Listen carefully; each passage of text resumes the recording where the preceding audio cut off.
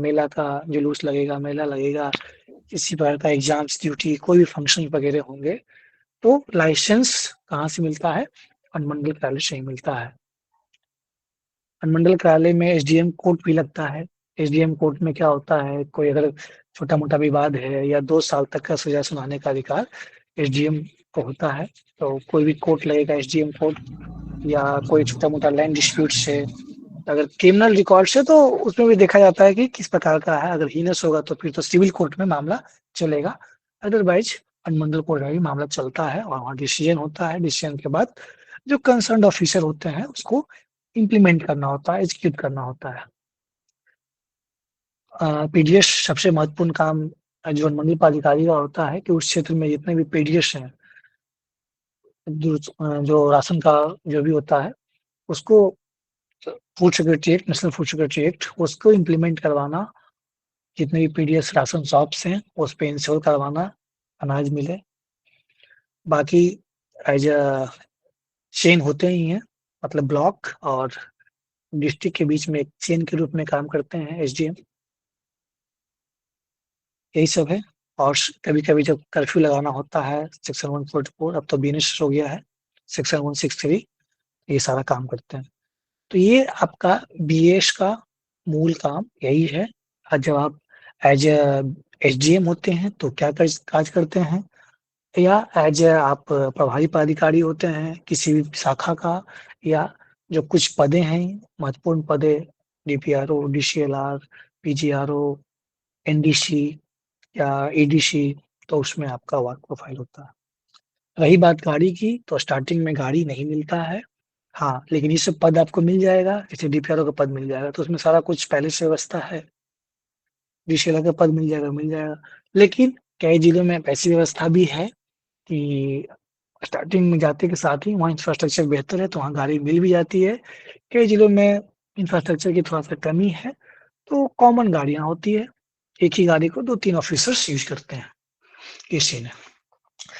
तो कुल मिला के यही हम सब क्या समझे कि लेवल लाइन है, गस्टेड है, डीडीओ होता है। इसके अलावा आप अलग अलग पद ले सकते हैं, या प्रभारी पदाधिकारी होते हैं। व्हीकल स्टार्टिंग में नहीं मिलता, स्टार्टिंग में कॉमन रहेगा। जब आपको फुल फ्लेज पद मिल जाएगा तो आपको मिलेगा। ये क्लियर है? एडीसी, बीएस, इसमें कोई डाउट है किन्हीं को? तो सर एक सवाल पूछना था सर। सर ये हाँ, जो बताइए। आपने बोला शाखा जो ये लोग फॉलो करते हैं, तो इन्हीं में से जैसे एसडीसी का आपने बोला था ना कि ये या तो पीजीआरओ, डीपीआरओ, डीसीएलआर ये बन सकते हैं, उसके बाद अगर पोस्ट खाली हुआ या प्रमोशन हुआ तो तब ये एसडीएम बनेंगे, राइट? हाँ, तो सर इसमें ये शाखा वाला जो ये मतलब ये सब तो अलग हुआ ना इन पदों से, डीपीआरओ इन सब को नहीं, छोड़कर।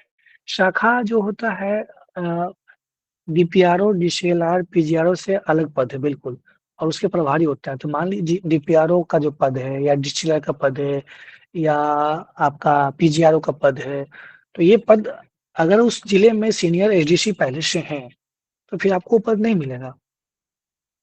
आपको एज ए प्रभारी पदाधिकारी अन्य शाखाओं के रूप में कार्य करने का मौका मिलेगा। वहां से कार्य सीखिएगा, थोड़ा अनुभव होगा, 1-2 साल होगा, उसके बाद डीएम को ठीक लगेगा या आपके संबंधित विभाग जो जीएडी है उसको ठीक लगेगा तो आपको फिर नोटिफिकेशन के माध्यम से पीजीआरओ का पद या डीसीआर का पद या डीपीआरओ का पद मिलता है। सर इनको टीओ भी बनाया जाता है ना? तो ट्रेजरी ऑफिसर नहीं, उसका तब तो अलग से हो गया है एफएओ वाला। सर तो पीजीआरओ के बारे में क्या बोले, एक बार फिर से बता दीजिए इसके बारे में। इनके पीजीआरओ प्रमोशन का सर वो थोड़ा टाइमिंग रिस्ट्रिक्शन। पब्लिक गिरवान देखिए, समान तौर पे जो पीजी ये जो 3 पद मैंने बताया, डीपीआरओ का पद तो डिस्ट्रिक्ट लेवल पे होता है, लेकिन डीसीएलआर का पद और पीजीआरओ का पद ये दोनों अनुमंडल लेवल का पद होता है। तो उसमें पीजीआरओ का काम होता है जो बिहार गिरवान डिजिटल एक्ट है उसके माध्यम से जो भी लोग शिकायत आती है उस लोग शिकायत का रजिस्ट्रेशन करना। उसमें 60 डेज का समय होता है और उसके पास अपनी गाड़ी होती है, गैसेज होते हैं, और डीडीओ तो एसडीएम ही होते हैं उनके सैलरी क्योंकि वहीं से निकलती है। लेकिन बाकी ऑफिस सेटअप ठीक होता है, गाड़ी होती है, और आप as a quasi judicial court handle कर रहे हैं एज ए पीजीआरओ, तो ठीक ठाक अच्छा पद है। तो प्रमोशन का स्कोप और टाइम बता दीजिए, कब से कैसे कैसे होता है।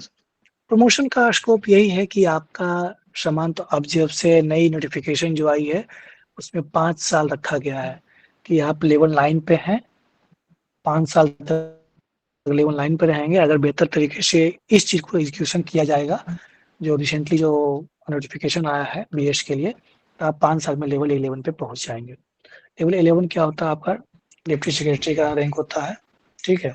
इसमें आपको एडीएम भी बन सकते हैं।